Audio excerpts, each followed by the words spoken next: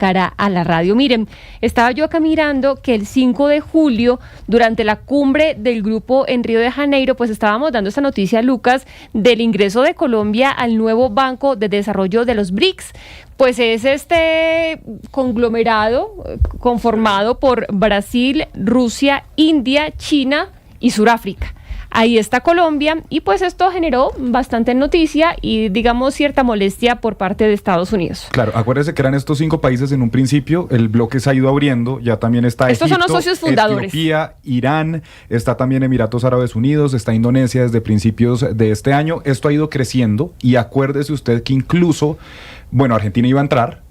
Justamente en el momento en el que iba a entrar es que se da el cambio de gobierno, entonces Javier Milei dijo no vamos a entrar allá, era Alberto Fernández quien había hecho todo el proceso para adherirse a este bloque y acuérdese que Colombia manifestó su interés cuando Lula da Silva, presidente de Brasil, estuvo aquí en Bogotá en abril de 2024, manifiesta el interés, dice queremos entrar al grupo y Lula se compromete en teoría a promover la candidatura de Colombia. Colombia no es la única candidatura y el único que tiene interés y de momento eso parece que está frenado y no están aceptando más miembros plenos. Pero digamos que desde abril de 2024, aparte del banco que usted comenta que pues es uno de los organismos que tiene este bloque, pues Colombia también, digamos, ha expresado su interés en hacer parte de los BRICS. ¿Y por qué le traigo esto a colación, Lucas? Porque estaba leyendo justamente en un blog que se llama Diplomacia Abierta, que usted me explicaba que le hacen el seguimiento, el minuto a minuto a la diplomacia colombiana, y estaban hablando de una entrada en secreto, una negociación para que Colombia entre en secreto al Banco Asiático de Inversión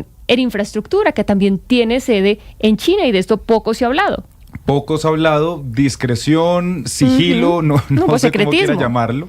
Pero sí, pues es una noticia importante porque se conoció con bombos y platillos el ingreso de Colombia al nuevo Banco del Desarrollo, que es el Banco de los BRICS, que como bien dice usted, pues de hecho el presidente Petro en su visita a China se reunió con Dilma Rousseff, quien es la presidenta de este nuevo Banco del Desarrollo, quien también fue presidenta de Brasil. Pero durante esa misma visita, en la que estuvo también la hoy ex canciller Laura Sarabia, bastantes miembros del gabinete, pues se habría llevado a cabo otra reunión muy importante, Jennifer, y es del ministro de Hacienda Germán Ávila con el presidente del AIIB, del banco que usted nos dice. Banco Asiático de Inversión en Infraestructura. Exactamente, que es Jin Likun, y habrían sostenido este encuentro para hacerle seguimiento a una solicitud formal que ya presentó Colombia y la habría presentado en marzo de este mismo año. Pues esto genera muchas preguntas. Mi primera pregunta es ¿por qué en secreto? Es decir, me parece, es un banco pues con todas las de la ley, una institución con todas las de la ley. Estaba viendo que hace parte de los observadores de Naciones Unidas, etcétera, etcétera. ¿Por qué el secretismo? Vamos a hablar con David Castrillón. Él es profesor e investigador de la Universidad Externado y además editor de este bloque que les estoy mencionando, Diplomacia Abierta. Gracias, profesor Castrillón, por estar con nosotros. Bienvenido. Buenas tardes, un gusto estar acá con ustedes. Explíquenos primero qué es el Banco Asiático de Inversión en Infraestructura y por qué Colombia estaría interesada en entrar a esta institución. El banco es un banco multilateral de desarrollo cuyos miembros son estados, países, y que se dedica a la financiación de proyectos de desarrollo, que pueden ser proyectos de infraestructura, en temas de urbanidad, en temas de salud, en fin. Bancos de este tipo hay muchos. Por ejemplo, Colombia hace parte del Banco Interamericano de Desarrollo. Hay otros, como el Banco Asiático de Desarrollo. Y recientemente se han creado nuevos bancos que reflejan un poco los cambios de poder en el mundo. Bancos asiáticos, sobre todo, como este nuevo Banco de Desarrollo de los BRICS y ahora este Banco Asiático de Inversión en Infraestructura. ¿Por qué Colombia quiere entrar al banco? Pues porque necesita plata. Así de simple. ¿Quién no? ¿No? Y países sobre todo como Colombia hoy se encuentran en un entorno bastante complicado, un entorno internacional de complejidad, donde las fuentes de financiación tradicional se han ido cerrando o se están imponiendo obstáculos para ella. Eso y que pues más países como el nuestro tienen más proyectos que quieren hacer. Por eso este gobierno ha estado tanteando la posibilidad de entrar a nuevos bancos como el nuevo Banco de Desarrollo, y ahora conocimos de esta solicitud que se hizo en marzo y que va avanzando bien. Parece que Colombia entraría en septiembre. Usted vio el memorando, yo lo sé, por eso lo invitamos para que nos cuente más detalles sobre esto, pero ¿por qué el secreto? Esa es la pregunta. Estoy viendo aquí, inició sus operaciones en 2016 con 57 miembros, hace parte, como le mencionaba al principio, tiene el estatus de observador permanente de las Naciones Unidas. ¿Por qué el secretismo por parte del gobierno colombiano para solicitar la integración en este organismo? Sí, el secretismo parece ser más del gobierno colombiano que del banco mismo, que como mencionas tiene 110 miembros, incluyendo países pues muy establecidos, antiguos socios nuestros como Alemania, Canadá, Reino Unido, etcétera. El secretismo parece que viene por parte del gobierno porque entiende que el anuncio de esta entrada podría generar reacciones por parte de Estados Unidos. Ya vimos que Estados Unidos desde el regreso de Trump a la Casa Blanca ha amenazado y ha hecho cumplir sus amenazas de países que se acercan demasiado a sus competidores o a sus contrincantes, sobre todo China. Recordemos que cuando se anunció la entrada de Colombia a la iniciativa de la Franja y la Ruta, esta llamada Nueva Ruta de la Seda, la administración Trump salió con mucha fuerza a decir que prohibiría, que estaría en contra de que Colombia reciba financiación por parte de bancos como el Banco Interamericano de Desarrollo para proyectos en los que haya participación china. Y según lo que hemos conocido desde Diplomacia Abierta, ya esa es una política del BID, del Banco Interamericano de Desarrollo, de más bien negar la posibilidad de financiar proyectos como este. Sabemos además de la información que fue compartida con nosotros que el gobierno ya tiene algunos proyectos en mente, pero no que se haga el anuncio de manera previa antes de que ya se haya asegurado la entrada de Colombia al banco y la financiación para llevar a cabo estos proyectos, incluyendo proyectos férreos en el país. David, mi pregunta iba justamente para allá con estas tensiones que ha habido entre China y Estados Unidos, esta guerra arancelaria, las tensiones mismas que hemos tenido desde Colombia con el gobierno de Donald Trump y, como bien dice usted, las alertas que ha lanzado el Departamento de Estado respecto a proyectos chinos en este hemisferio, como por ejemplo la primera línea del metro de Bogotá. ¿Qué tan cercano es este banco? Sabemos que tiene sede en China, pero ¿qué tanta relación hay con los BRICS? Porque también Donald Trump ha lanzado advertencias y ha dicho que va a poner aranceles adicionales a los países miembros del BRICS, pero incluso también a quienes se alineen con las políticas de este bloque. Es cierto que el banco de muchas maneras nació como un proyecto, no sé, fue ideado por los chinos y tiene sentido. China hoy es una potencia que no era hace unos años. Ahora que tiene el capital para poder financiar, para poder capitalizar instituciones como estas, pues lo está haciendo. Y debo decir, quien más se beneficia de eso son países como nosotros. Países como nosotros tienen necesidades de financiación altísimas, casi que uno podría decir infinitas. Y las instituciones tradicionales a las que hemos acudido no bastan para cubrir nuestras necesidades de financiación. Pero ahí debo advertir o ser muy claro que este no es un banco chino. El Banco Asiático de Inversión en Infraestructura es un banco multilateral precisamente, en el que China sí tiene el voto más grande, casi el 24% del voto lo tiene China. Esto sigue la misma estructura de otros bancos multilaterales de este tipo, donde la votación, el peso de la votación depende en parte de cuánto inviertan, de la capitalización de los países al entrar, ¿no? Cuánto pagan al entrar. Eso determina quién tiene más o menos voto. Pero eso no significa que sea un banco chino. Encontramos que en el banco hay países aún que compiten contra China y que no se llevan bien con ella. Por ejemplo, en la junta de directores de 12 miembros, siempre hay un representante de China, pero hay 11 otros, incluyendo de países como India, que son competidores de China. El punto del banco es hacer plata, ¿no? Y eso lo hace en parte financiando proyectos que sabe que van a ser pagados de vuelta. Por eso no vería con mucha, no exageraría tal vez la influencia, digamos, china dentro del banco, más bien lo vería como una estrategia inteligente por parte de este gobierno de diversificar. Acá el problema es el secretismo, que parece innecesario frente a un proceso como este. Usted habla que los bancos finalmente tienen como objetivo hacer plata. El ingreso de Colombia al banco de los BRICS, pues en un tema de acciones y eso se ha reportado que tiene un costo aproximado de 2 billones de pesos, unos 500 millones de dólares. Para entrar a este banco, ¿cómo funciona? ¿También hay que pagar algo? ¿Cuánto le costaría al país? Así es. Hay unos requisitos formales, administrativos, que incluye la aprobación de los países ya dentro del banco. Pero también hay unos requisitos financieros.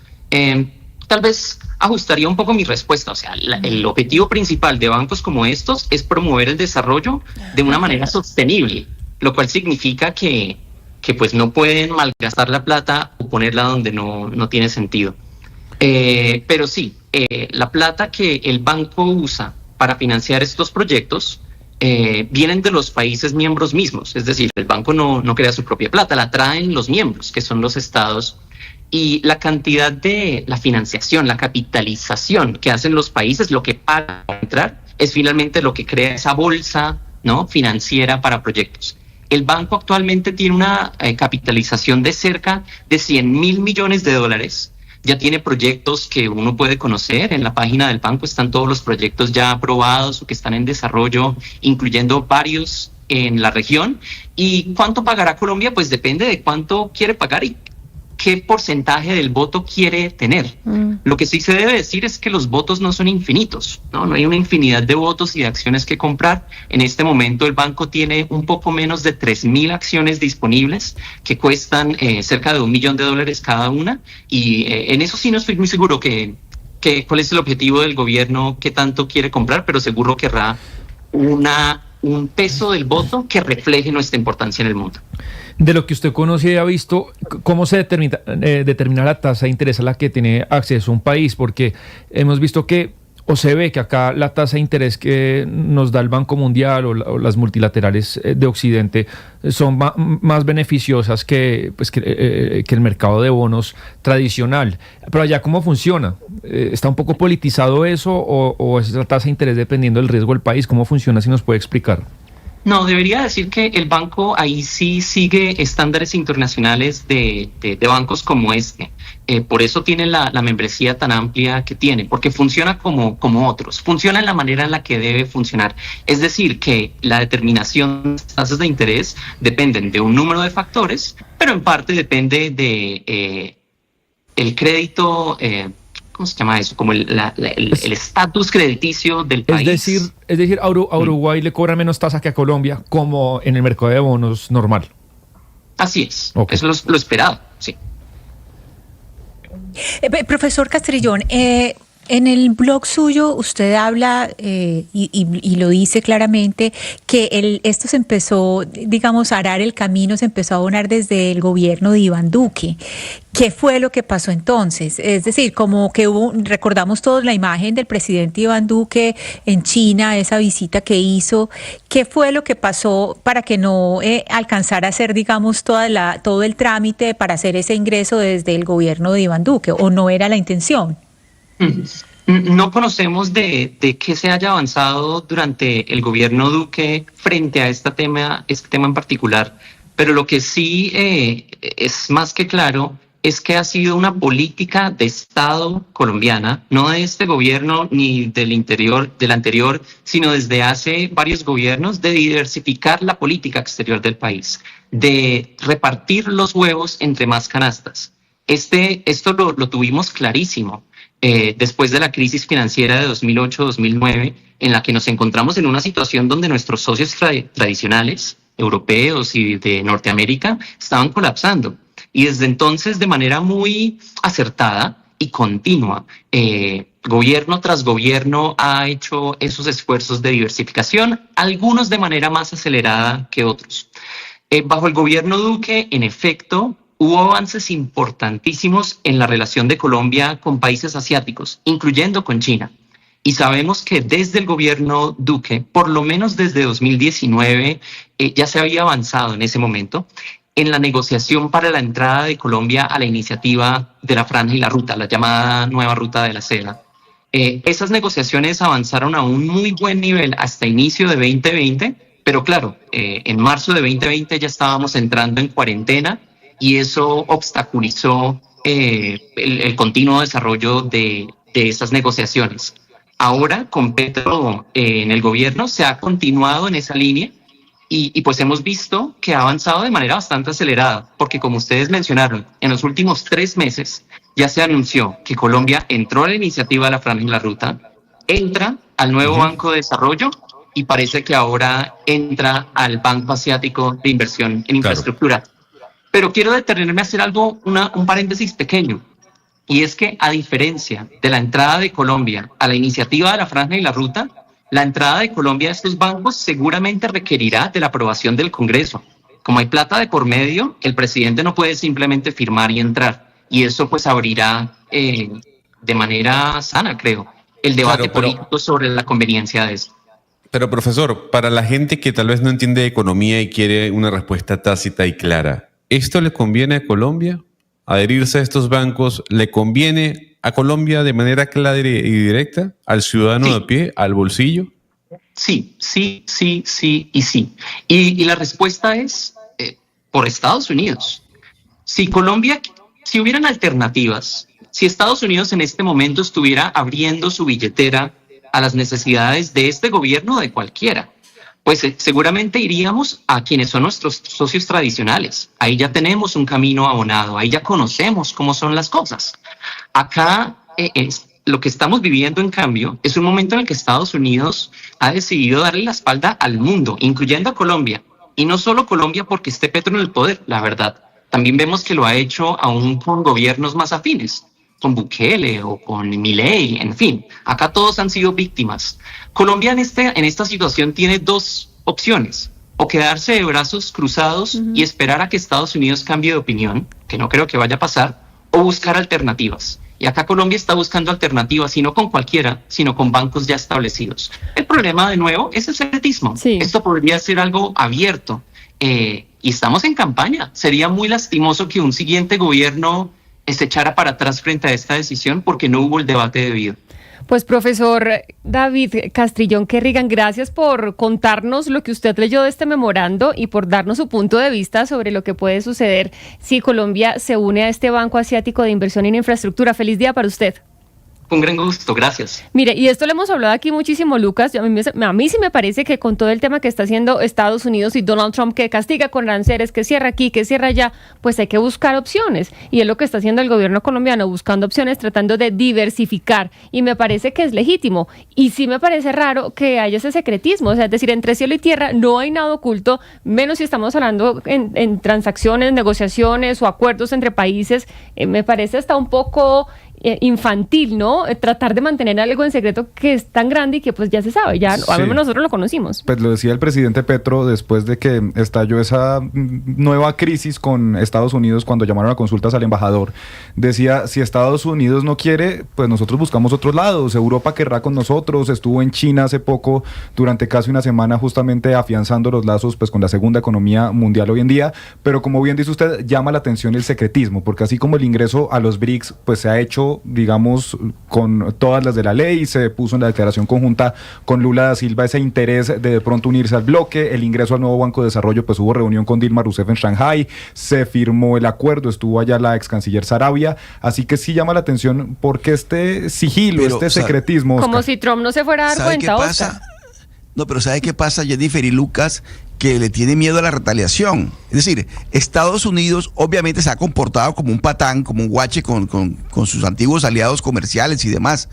Pero tiene el garrote en la mano y el gobierno colombiano sabe que va a haber retaliación. Obviamente que yo coincido con Jennifer. Es casi que infantil pensar que esto no se va a saber. Es decir, a cuenta de que no se va a terminar sabiendo que Colombia está haciendo este tipo de acercamientos o además una necesidad de ingresar a estos mercados financieros. Pero el temor es una retaliación. Trump está demostrado, ya está más que demostrado, no se queda quieto, no se queda tranquilo, él cree que todo es contra él y obviamente teniendo el garrote en la mano, pues va a tomar alguna acción. Entonces yo creo que fundamentalmente la explicación a ese secretismo del que hemos hablado y que está hablando Jennifer ahora, es una posible retaliación, ni siquiera una posible retaliación, casi que una segura retaliación por parte de Estados Unidos. A mí sí me parece una buena idea, sobre todo por lo que apunta el banco, que está enfocado en proyectos de infraestructura, que es algo que este país necesita a gritos en todos los sectores. Que seguramente sí es así, pero lo único que se podría exigir como colombianos es que pues se sepa para qué es la plata, que sea como cláusulas claras y concretas, que la plata se va a utilizar para este puerto, para esta carretera y pues no para hacer politiquería. Ojalá, no digo que lo vaya a hacer así, pero ojalá que no. Los proyectos, por ejemplo, que financia la CAF, el BID o el Banco Mundial, es así. Y me parece que este tipo de bancos, pues es un banco multilateral más, hay que tomarlo así.